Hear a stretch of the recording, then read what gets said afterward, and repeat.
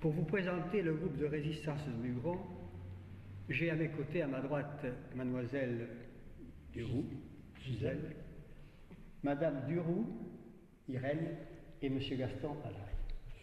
Ce groupe de résistance de Mugron est né sous l'impulsion et la responsabilité de René Soubigné, de Lassab Marius, de Jules Batz et de Gaston Soir, dès mars 1943.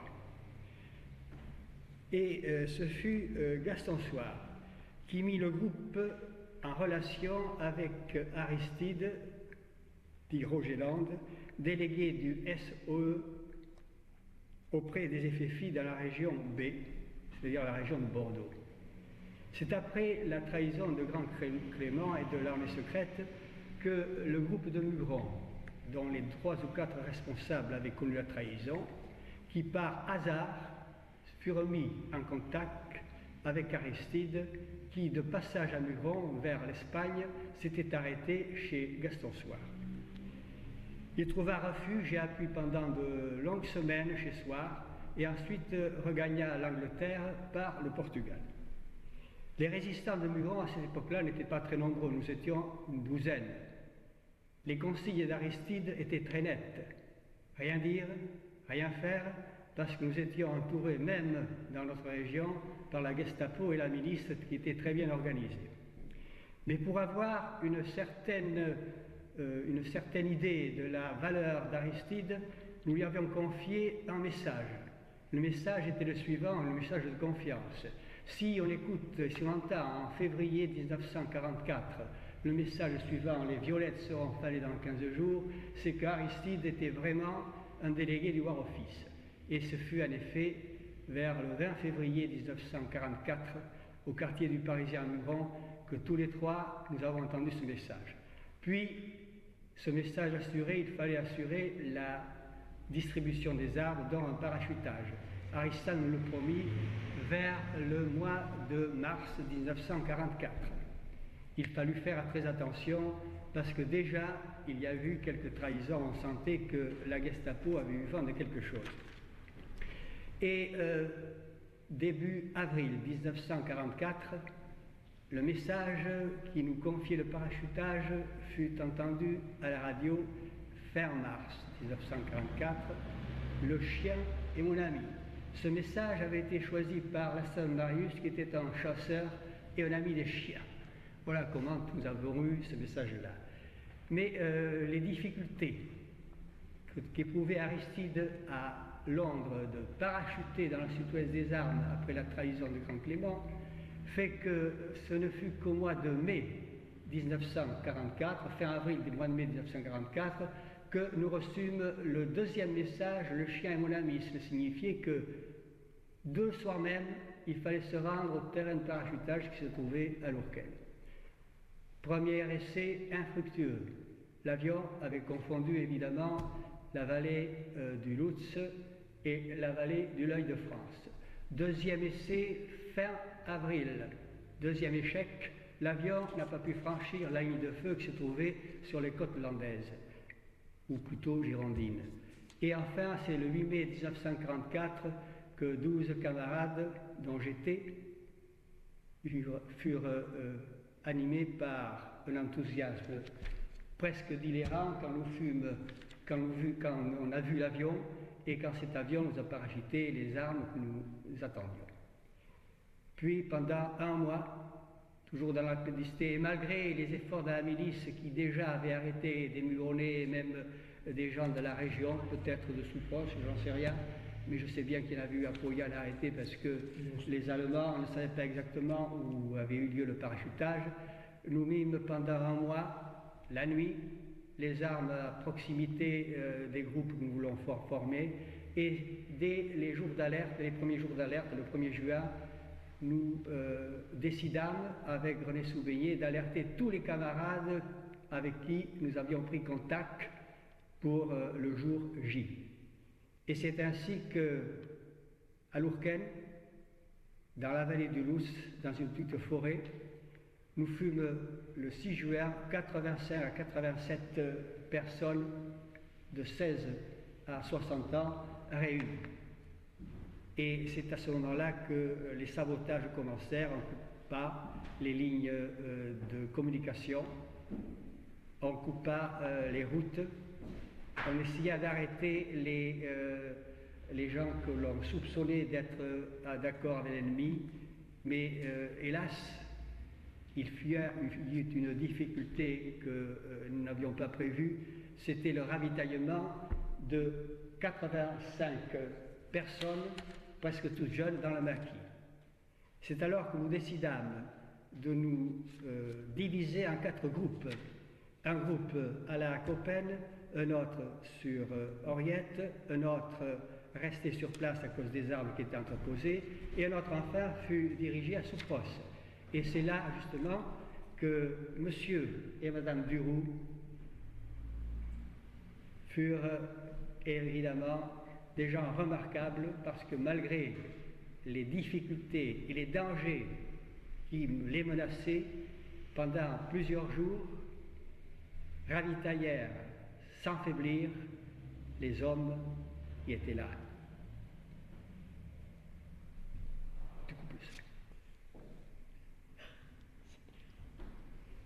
Donc, il fallait continuer quand même, malgré les arrestations qu'il y a eu à Mugron, les dangers que courait la population civile, c'est-à-dire des gros dangers, parce que nous avions eu à ce moment-là vent de ce qui s'était passé à Rodour-sur-Glane. Et nous savions que les Allemands, stationnant à Montfort et à Mont-de-Marsan, préparaient certainement un coup contre le maquis de Mugron. Ce maquis qui avait été énormément grossi par la radio anglaise. En effet, nous avions reçu, parce que nous avions aussi des petits récepteurs, nous avions écouté 1 ou 2 fois que dans la région de Chalosse, un groupe de maquis de plus de 800 personnes s'était formé dans les forêts autour des rivières, ce qui était absolument faux, puisque nous étions au maximum 80, dont les Allemands étaient alertés. Et nous savions par conséquent qu'on risquait gros. Nous, pas grand-chose, il faut bien le dire, mais c'était la population civile. C'est alors que nous décidâmes de renvoyer dans les foyers les boulangers, les bouchers, qui risquaient gros, et certaines gens qui étaient indispensables au ravitaillement de la population de la région. Et hélas, il faut dire aussi que la clandestinité avait affaibli certains de nos camarades. Je pense à Saubus Daniel, Fortangine, puis d'autres encore, qui, malades, étaient retournés chez eux passer quelques jours pour être soignés. C'était là, ça c'était à ce moment-là, le 8 juillet 1944, que le groupe allemand qui stationnait à Montfort, renforcé par la milice et malheureusement aussi par une compagnie de la division d'Asreich qui avait fait Oradour-sur-Glane, et à minuit, Mugron était encerclé. C'est cette nuit-là que personnellement j'ai vu les Allemands. Moi j'étais réfugié chez ma grand-mère, par hasard, je ne vous couchais jamais chez moi, que j'ai vu arriver les Allemands courant vers la gendarmerie. J'entendis des coups de feu et j'imaginais tout de suite ce qui pouvait nous arriver et arriver à certains de mes camarades. Et c'est le lendemain matin, à 7 heures, que je sus que Daniel Saubus avait été fusillé. Puis, à ce moment-là, les choses se compliquèrent énormément pour le groupe de Mugron. Il fallait à tout prix que je ne me fasse pas prendre. J'étais signalé avec René Soubeyet, je ne sais pas comment d'ailleurs, moi personnellement, avec René Soubeyet et les autres, que si les Allemands nous attrapaient, c'était d'autres personnes qui risquaient, vous le pensez bien, d'être mises en cause. Les Allemands avaient arrêté beaucoup de personnes. Les 2 camions qui étaient arrivés à Mugron étaient chargés d'explosifs pour faire sauter les maisons, disait-il. Enfin bref, la situation était critique. Néanmoins, on continua des liaisons. Soubeyet partit en relation directement à Bordeaux, voir Delaunay, qui était alors un des responsables de la région avec Aristide, se mit en relation avec Léon Deslandes pour que la résistance fût mieux coordonnée. Évidemment, la résistance, à cette époque-là, ce n'était pas une coordination effective entre tous les groupes s'ignoraient. Nous ne savions pas qui était résistant à Pontonce, à Saint-Sevé, à Soupros ou ailleurs. Et il fallait donc une coordination des personnes pour que la résistance s'implante définitivement dans les langues. Et ce n'est que le 21 août, je crois, 1944, que les groupes de Mugron, après l'alerte qui s'organisa vers le 15 août, par là, 17 août, 15 août, je ne me rappelle plus exactement, quand la dernière garnison allemande qui essayait de se frayer un chemin vers le nord devait passer Pontonce, Mugron, Saint-Sevé et Mont-de-Marsan. C'est à ce moment-là quand même que nous eûmes encore un recours à nos forces, puisque nous avions organisé entre Lorraine et Mugron des groupes de résistance attendant les Allemands. Mais les Allemands ne passèrent pas par Mugron, ils passèrent directement Pontonce et Tartas, où à Tartas, je crois, ils tuèrent une personne. Et ce fut hélas le combat du pont de Basse qui fit que les Allemands et surtout les résistants laissèrent là beaucoup de leur vie. Le groupe de Mugron libéra donc une partie de notre territoire, c'est-à-dire tout simplement notre canton peut-être, et dès la libération, le 21 août, notre préoccupation fut de ravitailler non seulement la population, mais d'avoir, il faut bien le dire, grâce à René Soubegné et ceux qui les dirigeaient, un esprit de justice. Il ne fallait pas faire n'importe quoi, et c'est à ce moment-là que nous organisèrent pour que le ravitaillement de la population fût normal. Et nous installâmes des relations avec les municipalités du nord du département, et notamment de Bordeaux, où naturellement les vivres étaient rares. Ce n'est que le 31 octobre 1944 que le groupe fut définitivement dissous. Certains de nos camarades rejoignirent l'armée de Lattre, en Alsace, d'autres partirent à la Pointe de Grave, et c'est ainsi que le groupe de Mugron, dissocié, resta, pour ceux qui subsistent toujours, quelque chose.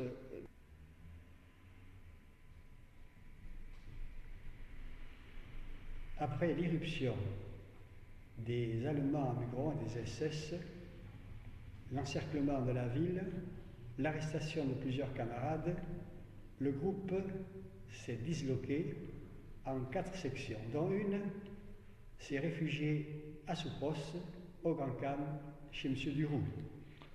Alors, pour donner suite à ce que vient de dire Marin Pouille, je dois préciser que le premier contact que j'ai eu avec ce groupe installé au Grand Khan date du dimanche 30 juillet 1944. C'est Pierre Golin qui est venu me trouver le dimanche matin vers les 9h dans le champ de chez nous pour me demander s'il était possible de prendre contact avec ce groupe de résistants de migrants. Et moi aussitôt je lui pose la question: pourquoi tu viens me trouver à moi? Parce qu'à ce moment-là, il était assez délicat de s'annoncer. Et Pierre Golin qui me dit: mais c'est Fernand Cabanes de Pintou qui nous a dit de s'adresser à toi, parce que c'est donc Fernand Cabanes qui, ce matin dans la nuit, est venu amener les armes au Grand Khan qu'ils avaient après le parachutage en Chalosse, et ces armes donc sont installées au Grand Khan, et maintenant nous venons te trouver pour essayer de demander à la famille du loup s'il pourrait nous faire la la popote pour le groupe. Demandez la cuisinière. Alors, moi qui ne connaissais pas tellement à ce moment-là la famille Duroux, je m'en vais trouver Maurice Doga, qui était le gemeur des pains de ce secteur, pour aller trouver donc monsieur et madame Duroux. Nous y allons tous les deux, seulement Émile Duroux étant seul, ne voulut pas donner une réponse affirmative à ce moment-là, il voulait attendre que sa femme revienne. Et c'est par la suite que 2 ou 3 du groupe de Muron qui allèrent trouver la famille, monsieur et madame Duroux, pour leur demander à faire la cuisine durant le temps qu'ils resteraient là. Bon, alors, ce groupe qui était pas très loin de la maison de monsieur et madame Duroux se réfugiait quand il pleuvait dans cette grange qui était prêtée par la famille Duroux. Alors ce pont servait de refuge pour le ravitaillement qui était destiné au groupe de Maquis de Mugron.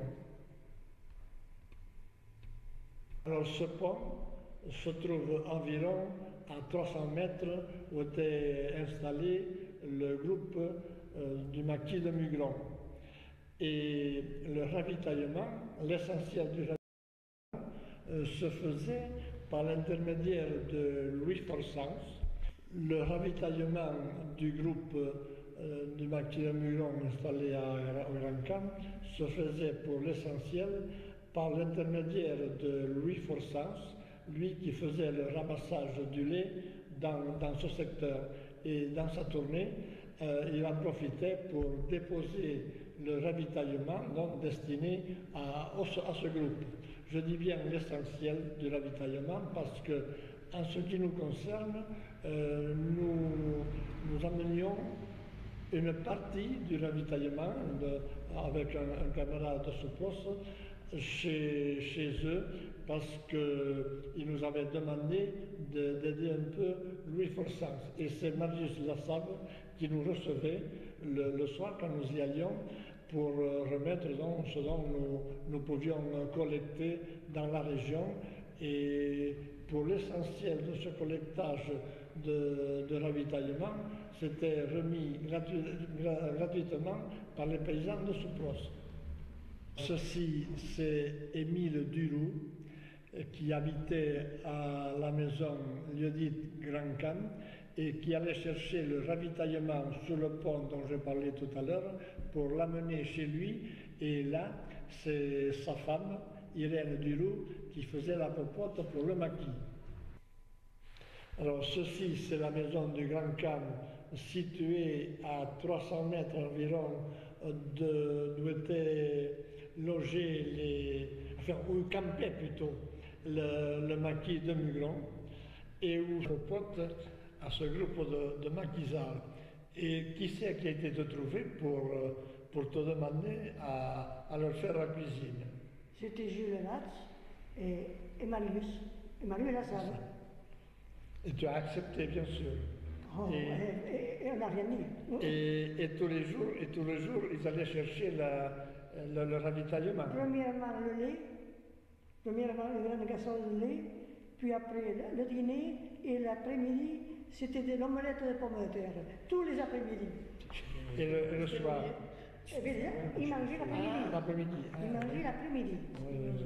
Oui. Et c'était compliqué, les omelettes de pommes de terre. Vous avez mangé? Ils étaient quand même une quinzaine là. Ça dépendait. Ah, oui. Ils étaient 10, 15, 20 ou 5 ou 6. Ils partaient, ils n'étaient pas toujours là. Mais ils partaient en grand monsieur. D'autres fois, ils partaient en bleu. Ah, oui. Et vous n'avez jamais eu de problème, vous n'avez pas été dénoncé? Si. Ah, quand même. On a été dénoncé, une lettre est arrivée à la postière de Saint-Sevé et elle l'a brûlée. C'est la pub qu'il avait dit à mon mari, vous le saviez? Non, non, ça je l'ignorais. Je l'apprends. Oui. C'est dommage qu'on n'ait pas le nom de cette receveur. Alors, je l'ai vu sur le journal. Il est parti à Bordeaux, il est revenu à Saint-Sevé pour mourir à Saint-Sevé. Oui, J'ai eu 4 ou 5 ans, j'ai vu ça. c'est dommage qu'on n'ait pas eu Elle a brûlé la lettre. le double de ça. Elle a du mérite. C'est pour ça qu'il était bien qu'elle apparaisse dans notre musée. Et oui. Alors, ceci, c'est Gisèle Duroux, qui est âgée de 14 ans, fille à monsieur et madame Duroux du Grand Khan. Alors, Gisèle, quelle impression t'as eue lorsque tu as su qu'il y avait ce groupe de maquis au Grand Khan, tout près de chez toi, et ce maquis étant de Mugron? J'étais très fière. Étant gosse, moi je me sentais quelqu'un vis-à-vis de tous mes camarades et des copains. Mais je n'ai jamais rien dit à personne, puisqu'on m'avait dit tu ne parles pas, je n'ai jamais parlé. C'est tes parents qui t'ont recommandé de ne rien dire. Oui. Tu n'as jamais pris contact avec le groupe? Tu Ah, quand même, oui, tu t'es... serais plaisanté et tout, j'étais tout le temps avec eux, oui. Il venait tous les jours chercher le Ah, matin. oui, quand même. Et jamais tu as dit quoi que ce soit? Jamais. À l'époque, tu allais à l'apprentissage Chez David. quotidien, Oui. chez Laurent David. Oui. Le témoignage de Madame Irène Duroux, de Maël Marempouille et de Gisèle Duroux. Et de Gaston Madraille.